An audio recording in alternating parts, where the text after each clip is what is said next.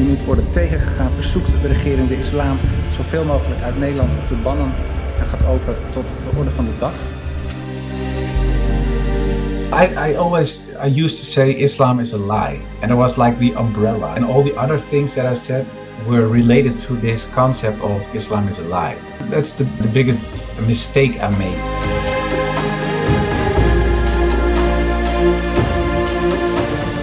As a youngster, I had some doubts about the Christian theology, for example, about the Trinity, because it was kind of confusing. If you were praying, are we praying to Jesus Christ? Are we praying to God the Father? Are we praying to the Holy Spirit? I didn't know in a way. I made a comparison between the concept of God in Christianity and in Islam. And in the end, I thought, well, it's a little bit more logical what the Muslims believe than what the Christians believe on this concept of God. Reading the books from the Muslims, it was for the first time that I saw Muhammad as a father and as a friend and a teacher and a statesman. And it was the only thing I knew before was he was a warlord. He was the Antichrist. He was the most horrible person on this earth.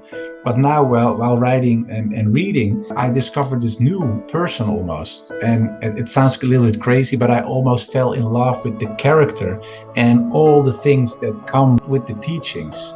I got convinced of his character, of his prophethood, and then I thought to myself, well, of course, if I say there is just one God and he is his messenger, that is practically Shahada, of course. But I thought to myself, I don't want to be a Muslim, and I put the books away, and it sounded a little bit like a fairy tale, but it really happened that a lot of books fell from my shelf. And one of the books that fell off was the Quran. And when I picked it up, my thumb was on Surah 22, Ayat 46, and it says in the translation, it's not the eyes that are blind, but the hearts. And I thought to myself, yeah, that really is my problem. And then I did like a little dua, just Lord, I don't care if God of the Christians or the Muslims, just give me a sign so I'm 100% sure that this is the way. But the next morning I woke up and I was very secure and all the doubts that I had were gone. And I told my wife, I think I'll be a Muslim.